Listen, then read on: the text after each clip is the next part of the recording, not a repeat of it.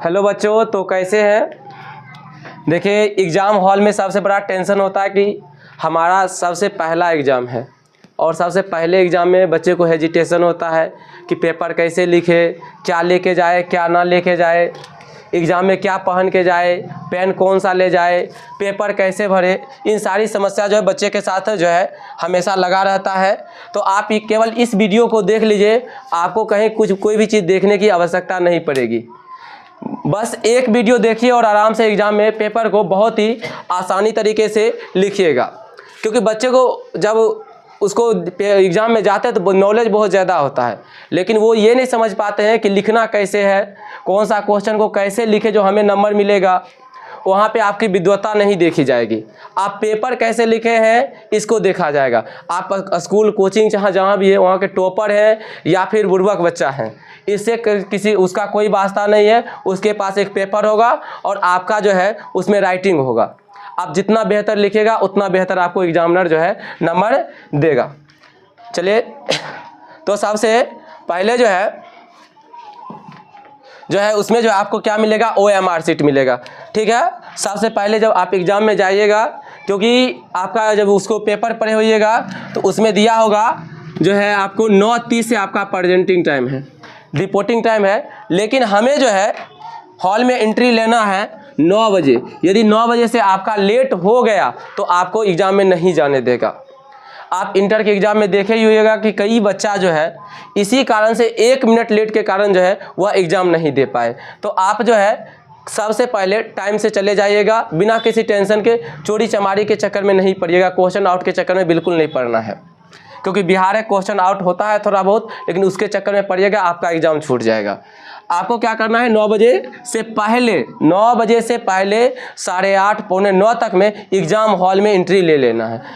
जब आप exam hall में जाइएगा तो 9:30 तक आपको OMR शीट दे दिया जाता है। OMR शीट जो है कुछ इस तरह का होगा, जिसमें जो है आपका जो है पूरा रोल नंबर लिखा रहेगा, विषय कोड लिखा रहेगा, उसमें जो है आपका विषय लिखा रहेगा, पंजीयन संख्या रहेगा, पाली लिखा रहेगा, परीक्षा तिथि लिखा रहेगा, सारा कुछ उसमें जो है आपको भरा भरा मिल जाएगा। उसके बाद जो है प्रश्न क्रमांक संख्या जो आपको कॉपी मिलेगा उसका संख्या जो है इसमें आपको भरना पड़ेगा।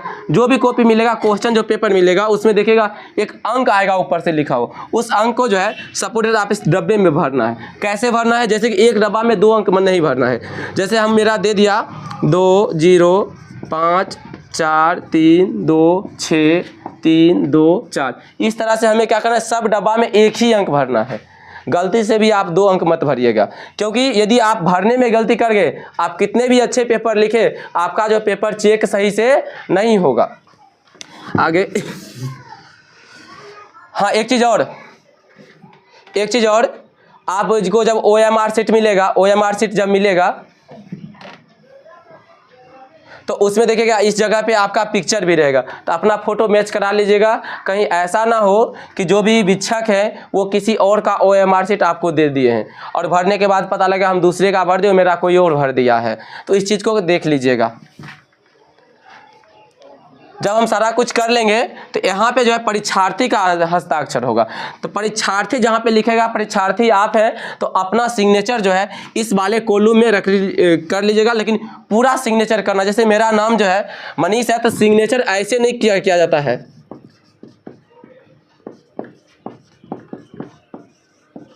इसमें केवल नाम लिखा जाता है। आप इस अक्षर में कीजिएगा तो फिर आपको परेशानी हो जाएगा, ऐसे सिग्नेचर करेंगे।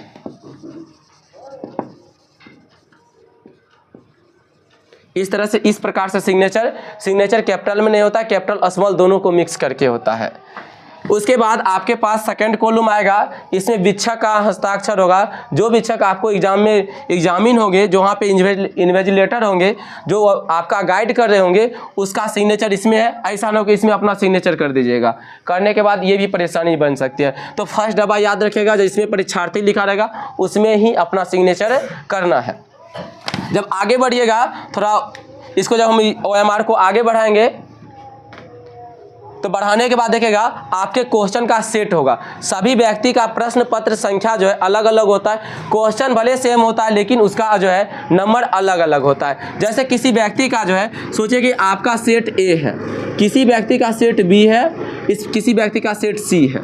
इस प्रकार से जे तक जो है उसमें क्या रहेगा, सेट बना रहेगा। आपका प्रश्न जो 1 नंबर में है वह जो है आपके आगे वाले का हो सकता है वह 10 नंबर में रहे, हो सकता है सी वाले सेट का वह जो है 8 नंबर में ही रहे, डी वाले का हो सकता है कि 11 नंबर में रहे। तो आप जो है किसी से आप चोरी नहीं कर सकते, क्वेश्चन को देख सकते हैं, पढ़ सकते हैं, लेकिन उसका नंबर वाइज उतारिएगा तो आपको शायद 1 भी नंबर नहीं मिलेगा। इसलिए किसी से चोरी ना करें, किसी सेट से किसी दूसरे सेट वाले से जो है अपना कंपेयर ना करें, उसे चोरी करने का प्रयास ना करें।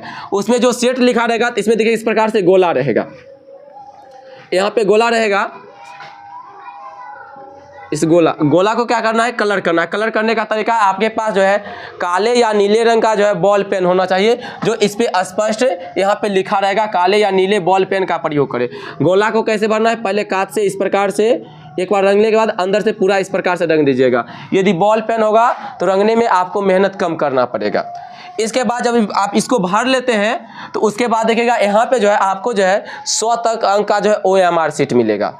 तो क्या करना है, जिस क्वेश्चन का जानते हैं, जैसे हमें क्वेश्चन कितना मिलेगा, कल आपको हिंदी का एग्जाम है, इसी प्रकार से अदर सब्जेक्ट का भी एग्जाम होगा। जब तक आज तो हम वीडियो रिकॉर्ड करें, कल आपका एग्जाम है, तो देख लीजिएगा कल आपका हिंदी का एग्जाम है, उसमें आपको मिलेंगे हिंदी में जो है लगभग 200 प्रश्न, सॉरी 200 नहीं, इसमें 100 प्रश्न मिलेंगे, क्योंकि 50 ऑब्जेक्टिव 50 सब्जेक्टिव 200 अंक का एग्जाम होगा, जिसमें 100 अंक ऑब्जेक्टिव रहेगा और 100 अंक का सब्जेक्टिव रहेगा। इसमें भी 50 अंक का ही बनाना है, इसमें भी 50 अंक का ही बनाना है। 50% क्वेश्चन को हमें अटेम्प्ट करना है।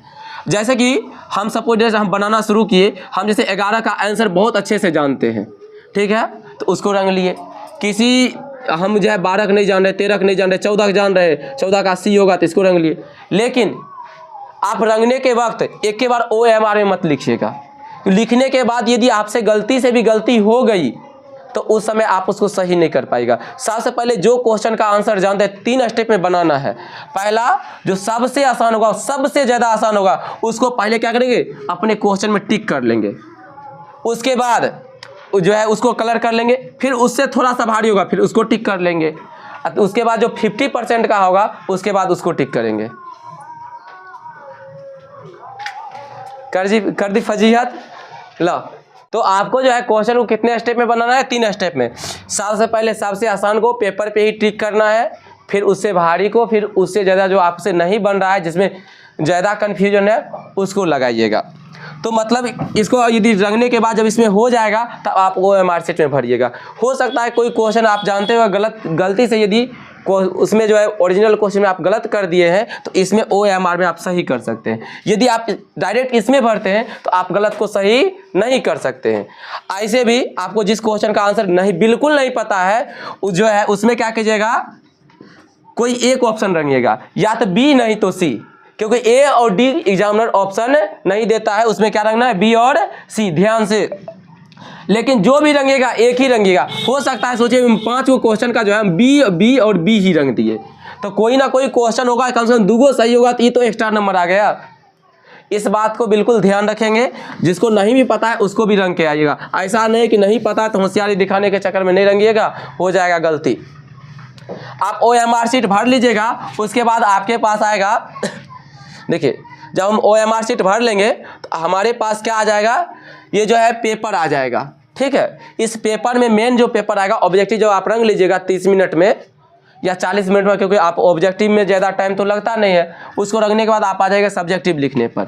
इसमें क्या हो जाएगा, इसमें भी आपको क्या भरना है, रोल नंबर वगैरह भर लीजिएगा। भरना कैसे है, जैसे कि आप यहाँ पे 2, 5, 6, 9, 4, 3, 2, 1, 3 इस प्रकार से यदि हम भर दिए तो 2 देखना, देखिए 0, 1, 2, 3, 4 इस प्रकार से है। तो सबसे पहले हम किसको रंगेंगे, 2 यहाँ पे रंगेंगे। 5 रंगना है तो 5 कहाँ पे है, यहाँ पे। तो इस प्रकार से हम इसका कलर कर लेंगे। और कलर करने के बाद आपको जो है बीच वाला पोर्शन में कुछ नहीं करना है, ठीक है। बीच वाले क्योंकि 3 पोर्शन मिलेंगे, ऊपर कीजिए ना। चलिए, उसके बाद इसमें जो है आपको क्या मिलेगा, कोड एवं नाम। तो विषय कोड मिल जाएगा, नाम मिल जाएगा। उसके बाद आपको क्या मिल जाएगा, एग्जाम डेट क्या मिल जाएगा, परीक्षा की तिथि। यहाँ पे भी आपको क्या भरना है, परीक्षा की तिथि। तो 17/2/2024, इसमें 24 था, आप इसको 25 कर लीजिएगा।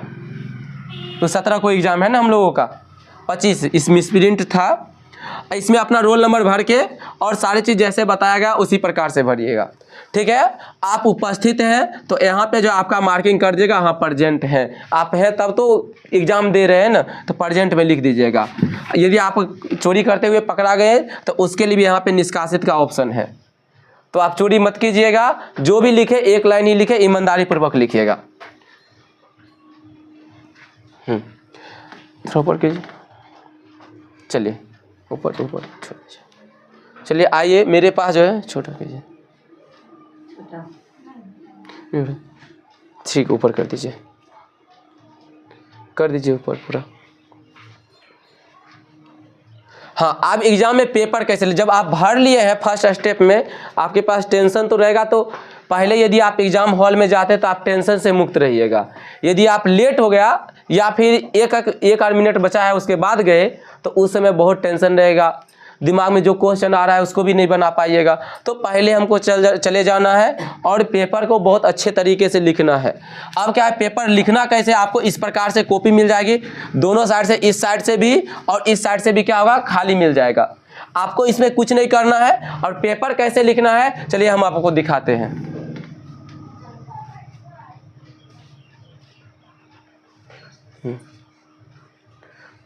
छोटा कीजिए, चलिए तो पेपर कैसे लिखना है। जैसे कि आप हिंदी का अभी एग्जाम दीजिएगा, इसमें खंड क्या होगा, ओ ब करके खंड आएगा।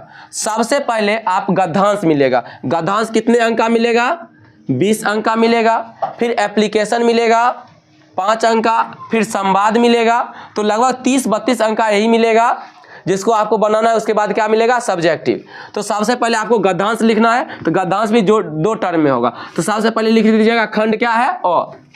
खंड के बाद प्रश्न संख्या या प्रश्नोत्तर संख्या लिख लीजिएगा, जिसका भी आप आंसर दे रहे हैं वो लिखेगा, या प्रश्न संख्या 1 का उत्तर लिख लिए। नीचे से यहाँ से आंसर देना शुरू करेंगे, एक लाइन छोड़ देंगे। हाँ, आप एग्जाम में 2 पेन ले जाइएगा, ठीक है, एक ब्लैक और एक ब्लू। अब 2 ही नहीं ले जाएगा, 2 जोड़ा लेके जाएगा। हो सकता है आपका पेन खराब हो गया तो फिर वो उस एग्जाम में कोई नहीं पेन देने वाला है। तो कम से कम 2 ब्लैक और 2 ब्लू पेन लेके जाइएगा।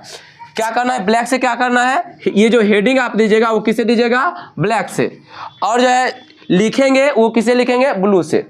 अब ऐसा नहीं कि पूरा जो है इसको रंगोली बना देना है, केवल क्वेश्चन नंबर लिखेंगे ब्लैक से, अब बाकी आंसर देंगे ब्लू से। जो हाईलाइटेड पॉइंट होगा वहाँ पे आप क्या कीजिए, एक बार नीचे से रेखांकित कर दीजिएगा, ताकि जो भी चेक कर रहे हैं वो अच्छे से आपका पेपर चेक कर सके। क्योंकि ऐसा होता है कि एग्जामिनर आप जितना साफ सुथरा कॉपी लिखेगा उतना जो है वो आपको अधिक नंबर देगा, क्योंकि उसको भी पैसा मिलता है।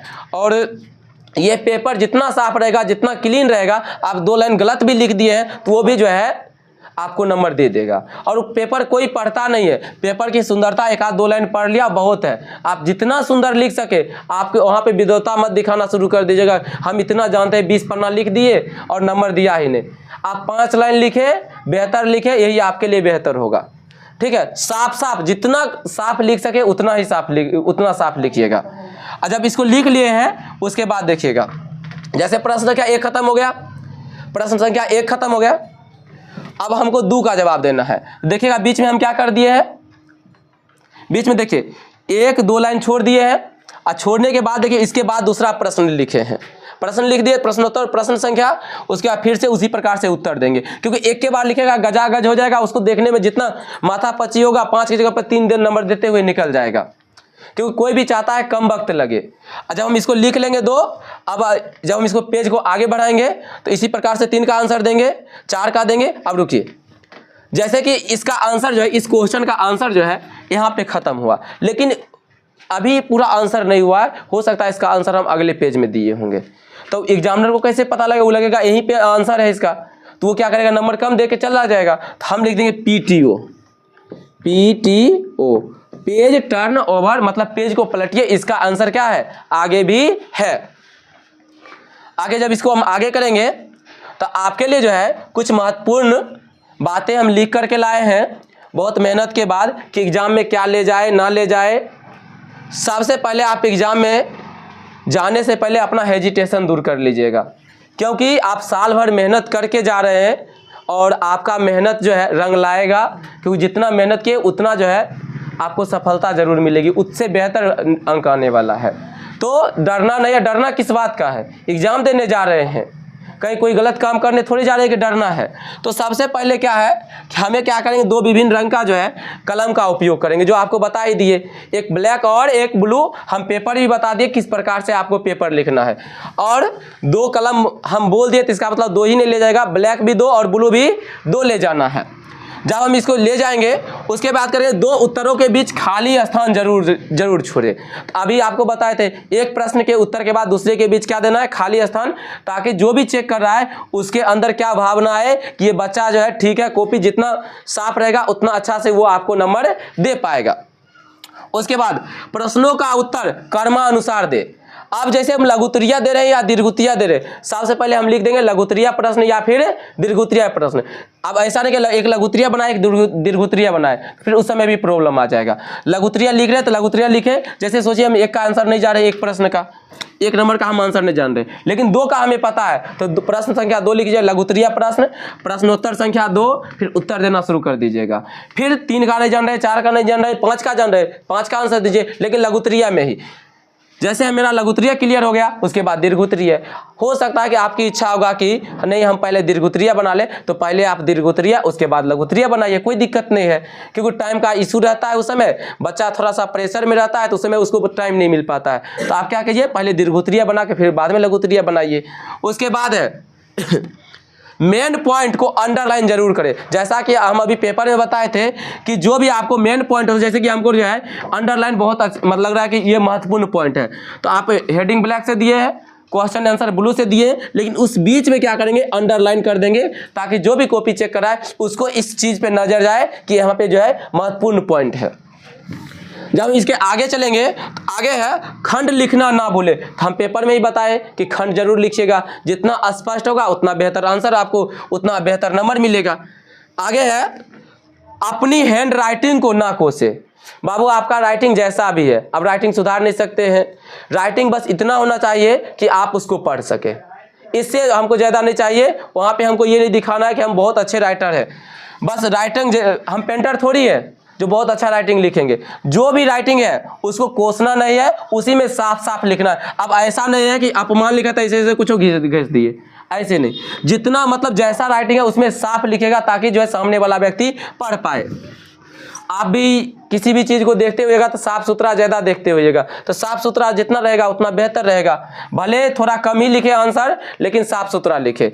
जैसे कि हम सोचिए कि 15 क्वेश्चन का हमें आंसर देना है, ठीक है, सभी क्वेश्चन कितना नंबर का होगा, 2 नंबर का। हम 15 का आंसर दे दिए, सब क्वेश्चन का आंसर दे दिए हैं, लेकिन आंसर जो है सही तरीका से नहीं लिखे हैं, तुरंत जो है 1 नंबर दिए, फिर 2 नंबर दिए, पता ही नहीं लगा किसका आंसर दिए। सब में क्या करेगा, डेढ़ नंबर दे के निकल जाएगा, डेढ़ दे के निकल जाएगा। कितना हुआ, 22.5 नंबर दे के चला जाएगा। यदि आप 2 प्रश्न कम बनाइएगा, दो ही नंबर देगा पूरा 30 नंबर, सॉरी 13, 2 कम बनाए, 13 दूनी 26, अभी भी देखिए इससे ज़्यादा नंबर है। इस बात को जरूर ध्यान रखिएगा। ये नहीं कि होशियारी दिखाने के चक्कर में चलो 15 बना के आए, बाहर में हल्ला पीट रहे, नंबर आएगा ही नहीं। जितना बन रहा है उतना बनाइए, लेकिन साफ साफ करिएगा। इसके आगे हाँ, आगे क्या है, याद रहे कि कॉपी चेक करने वाला जितना कम समय जो है आपके कॉपी पर देगा, उतना ही जो है अधिक नंबर मिलेगा, उसको साफ साफ सहूलियत मिलेगा, वो उतना ही नंबर क्या करेगा, हमको ज़्यादा देगा। तो आप कॉपी क्या करें, साफ साफ लिखे। आगे नेक्स्ट क्वेश्चन है, कॉपी सजा हुआ होना चाहिए, कॉपी को रंगोली नहीं बनाना है। तो आप समझ ही गए, रंगोली नहीं बनाना है, उसको सजा के ही छोड़ देना है। नेक्स्ट है लघुत्तरीय और दीर्घोत्तरीय प्रश्न को अलग अलग ही बनाए, जैसा कि हम बता ही दिए हैं।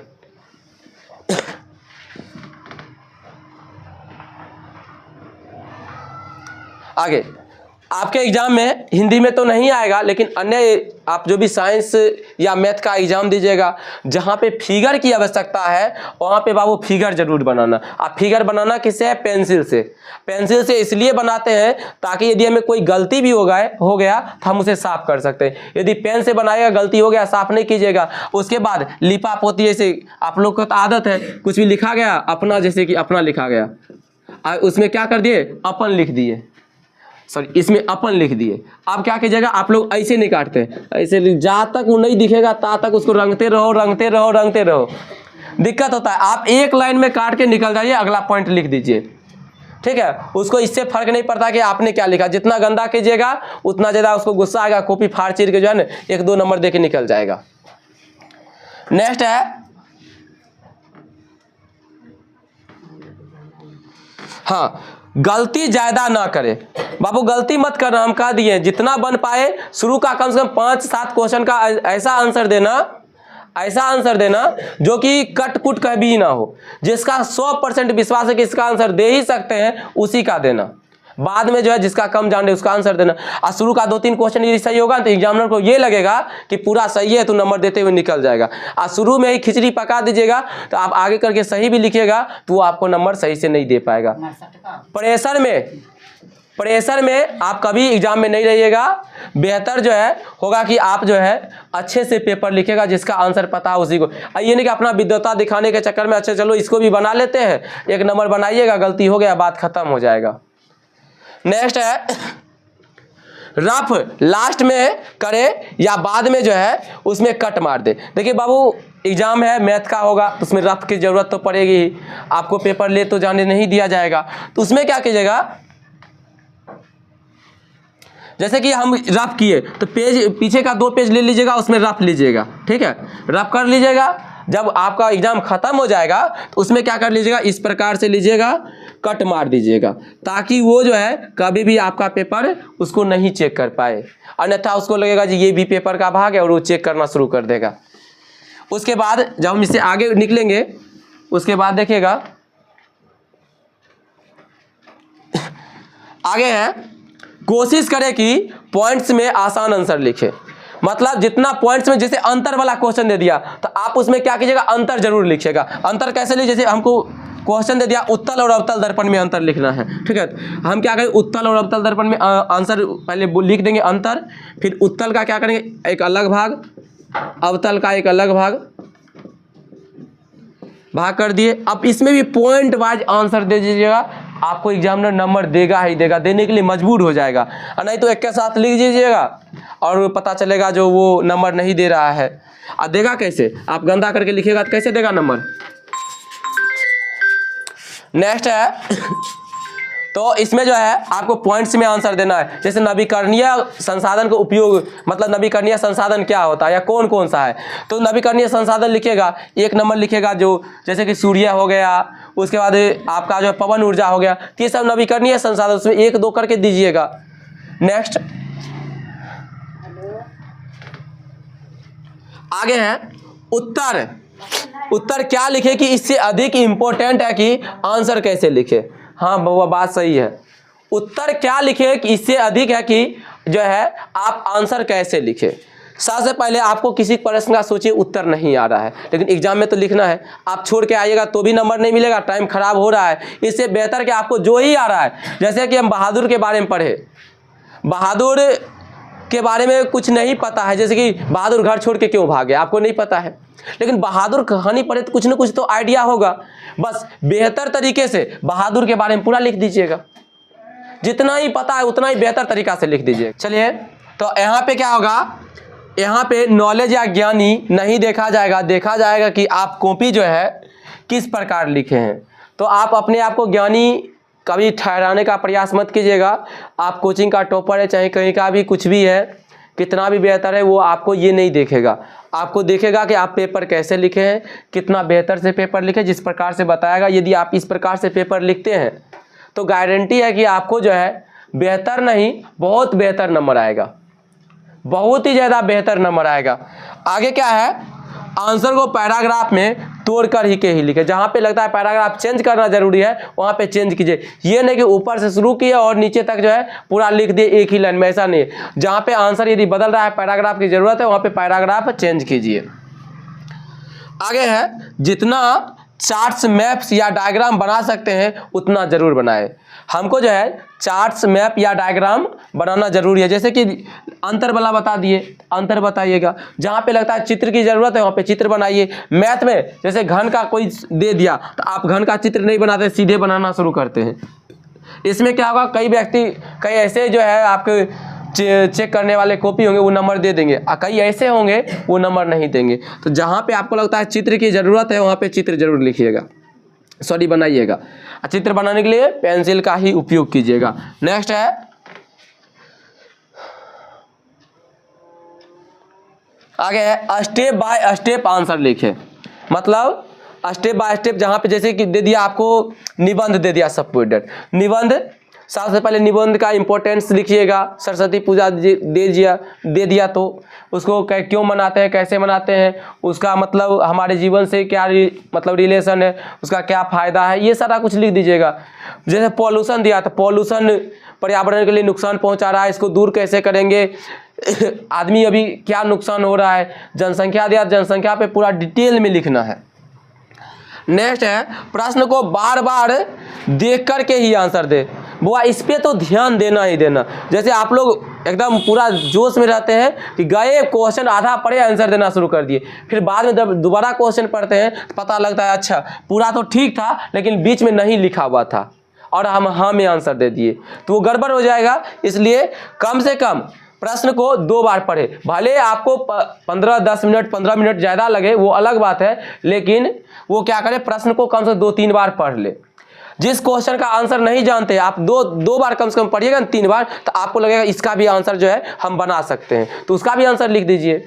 हम कह दिए शुरू में ही आप बेहतर से बेहतर आंसर लिखेगा, 3-4 क्वेश्चन के बाद जो है एग्जामिनर खुद जो है समझ जाएगा ये बच्चा जो है बेहतर है, और उसको जहाँ पे भी कॉपी पे ज़्यादा देखेगा भी नहीं और नंबर आपको देते हुए चला जाएगा।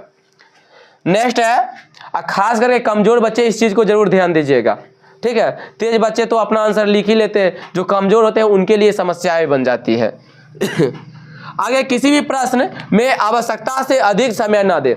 जैसे देखिएगा कई बच्चा जो है ना थोड़ा सा जिद्दी टाइप का होता है, गणित का क्वेश्चन है, हाइट एंड डिस्टेंस का आ गया, अब क्या है कि उसको चित्र नहीं बन रहा है लेकिन फिर भी बनाने का प्रयास कर रहा है, वो छोड़ नहीं रहा है, जिद्दी की तरह बना रहा है। अब पता चलेगा कि जिसमें 5 मिनट लगना था उसमें लगभग 15 मिनट लग गया, अगला क्वेश्चन जो बनने वाला है वो नहीं बन पाएगा। तो जो प्रश्न आपको बहुत अच्छे से आ रहा है पहले उसका आंसर दीजिए, और आवश्यकता से अधिक जो है एक प्रश्न पे जो है टाइम ना दे, क्योंकि वहाँ पे जो है आप जो साल भर पढ़े हैं उसको बस 3 घंटा में ही लिख के आना है।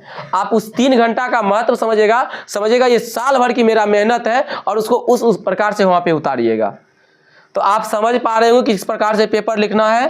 किसी भी प्रश्न को ज़्यादा आप इम्पोर्टेंस मत दीजिएगा, क्योंकि सभी प्रश्न आपके लिए इक्वल है, सभी आपको बराबर जो है नंबर दिलाने वाले हैं। नेक्स्ट है लास्ट के लिए 10 मिनट जरूर निकाले। ये है लास्ट में 10 मिनट इसलिए निकाले ताकि जो है आप उसमें 10 मिनट में देख सके कि आप किसका आंसर सही लिखे हैं नहीं लिखे हैं, कौन सा नंबर देना छूट गया, उत्तर लिखना छूट गया, कोई भी छोटा छोटा चीज़ जो छूट जाता है आप उसको जो है उसमें इन्वॉल्व कर सके। और नहीं तो पूरा टाइम में लीजिएगा तो फिर दिक्कत होगा आप ही को। इसलिए लास्ट के लिए 10 मिनट जरूर निकालें। हो सके तो आप एग्जाम हॉल में एक घड़ी ले जाए, डिजिटल घड़ी नहीं ले जाएगा, नॉर्मल जो सुई वाला घड़ी, और एक पानी का बोतल जरूर ले जाए। इससे क्या होगा कि आपको एग्जाम टाइम में प्यास लगे, क्योंकि टेंशन थोड़ा सा रहता है, परेशानी रहती है, तो प्यास तो लगेगी ही, तो आप थोड़ा अपना गला भिंगा सकते हैं। ज़्यादा पानी नहीं पी लेना है, थोड़ा सा पानी पी लीजिए। घड़ी देखिएगा जो आपको टाइम कितना बचा हो उस अनुसार आप काम कीजिएगा। अब क्या है एग्जाम में क्या ले जाना है और क्या नहीं ले जाना है। सबसे पहले क्या ले जाना है, क्या क्या ले जाना है, तो आप क्या कीजिएगा, आप पेन ले लीजिएगा, ब्लैक और ब्लू लीजिएगा, दोनों जो है कम से कम 2-2 ले लीजिएगा, बेहतर रहेगा। गोला रंगने के लिए पेन लीजिएगा, कौन सा, ब्लू, नीले एवं काले पेन लेना। उसके बाद आपको वो जो है गोला रंगने के लिए आप जो है कौन सा पेन लीजिएगा, बॉल पेन जो है ले लीजिएगा। जैसे ब्लास्ट कंपनी का जो है बेहतर आता है, तो उसका ले, आप कंपनी का ऐड नहीं कर रहे हैं तो जो है बॉल पेन ले लेंगे, बॉल पेन, ताकि जो है हम उसमें OMR रंगने में जो है हमें कम से कम टाइम लग सके। आगे ये इतना ले लीजिएगा, पेन ले लिए। उसके बाद 2 नंबर पे क्या है कि आप एडमिट कार्ड ना भूले। ऐसा नहीं कि हम सौंसे पहुंच गए, पता लगा अच्छा एडमिट कार्ड घरे पे रह गया है। तो जाने से पहले 2-3 बार जो आप एडमिट कार्ड देख लीजिएगा, जाने से पहले अपनी सारे कलम है कि नहीं है, एडमिट कार्ड है कि नहीं है। हाँ, उसके साथ कहता है फोटो युक्त पहचान पत्र। तो एडमिट कार्ड, उसके बाद कहता है कि फोटो युक्त पहचान पत्र। तो आपके पास पहचान पत्र तो होगा नहीं, तो आप क्या ले लीजिएगा, आधार कार्ड। आधार कार्ड ले लीजिएगा। तीसरे नंबर आपको कहा गया कि जूता चप्पल जो है पहन के नहीं, जूता पहन के नहीं जाना है। तो आप क्या पहन के जाएगा, हवाई चप्पल। हवाई चप्पल जिसमें आपका पैर जो है बेहतर तरीका से दिख पाए। आगे जो है, ये जूता तो पहन के बिल्कुल नहीं जाना है, नॉर्मल सा कपड़ा पहन के जाइएगा। अब ऐसा नहीं कि वहाँ दिखाना चल जाएगा। अच्छा, ऐसा थोड़ी कि आप जो ननिहाल या दूसरे जगह गए एग्जाम देने गए, नॉर्मल कपड़ा पहन के जाइएगा। आप पहन के भी जाएगा तो उस हिसाब से कपड़ा पहन के जाएगा। एक दो जो है खास करके लड़कियाँ क्या होती है, दिखाने के चक्कर में ठंड के मौसम में नया नया कपड़ा लेके जाएंगे और वो कपड़ा सही से नहीं पहनेंगे। ठंड का मौसम में हो सकता है कि ठंड ज़्यादा लग जाए, हाथ ना काम करे एग्जाम हॉल में, इसलिए जो है आप कपड़ा पूरा पहन के जाए। आप जब एग्जाम हॉल में जाने से पहले आपको लगेगा कि गर्मी ठीक ठाक है, मतलब हम सर्वाइव कर सकते हैं, तो आपके साथ जो भी भैया गए होंगे या फिर पिताजी गए होंगे, चाचा जी गए होंगे, उनको दे दीजिएगा, आप हॉल में चले जाइएगा आवश्यकता के अनुसार। अब ऐसा नहीं कि अपना जो है ना उसमें वो करना शुरू कर दीजिएगा, जो अब जो है ना ठंड नहीं है, अपना वो जो है पूरा कपड़ा पहन के नहीं गए। तो इतना सारा चीज़ आप ध्यान में ज़रूर रखिएगा। और आप एग्ज़ाम से पहले इन सारे चीज़ों का ध्यान रखते हैं तो आपको जो है एग्ज़ाम में पूरा नंबर मिलने वाला है, उम्मीद है। हाँ, एक चीज़ और, आपको एग्ज़ाम से पहले हेजिटेशन होता है, हम कई बार चर्चा कर दिए हैं कि हेजिटेशन होता है, डर लगता है। आप डर को बिल्कुल दूर करके रखिएगा। दिमाग जितना शांत रहेगा उतना ही आप बेहतर आंसर दे पाइएगा। यदि दिमाग में मतलब डर बैठा के रखिएगा, जो क्वेश्चन का आंसर जानते हैं उसको भी भूल जाइएगा। यदि आप जो है डर नहीं है, तो जो क्वेश्चन का आंसर आपको नहीं पता है उसको भी आप जो है आवश्यकता अनुसार आप बना करके आंसर दे सकते हैं और आपको नंबर मिलेगा ही मिलेगा। जिस क्वेश्चन का आंसर नहीं जानते हैं उसको खाली मत छोड़िएगा, उसको भी जो है पूरा बना के आना है। चाहे क्वेश्चन कैसा भी हो, कुछ न कुछ लिख करके आना है। नहीं होगा तो आप गद्दांश उतार दीजिएगा, लेकिन क्वेश्चन नंबर बेहतर तरीका से दे करके आंसर दे के आना है। हो सकता है आज जो क्वेश्चन 2 नंबर का आपको 1 नंबर भी दे करके जो है जरूर देगा चेक करने वाला। तो उम्मीद है कि आपको ये क्लास जो है, इस वीडियो को देखने के बाद आपको एग्जाम में ज़रूर फ़ायदा मिलेगा। एग्जाम हॉल के बाद एग्जाम देने के बाद आइएगा तो फिर हम आपसे बातचीत करेंगे।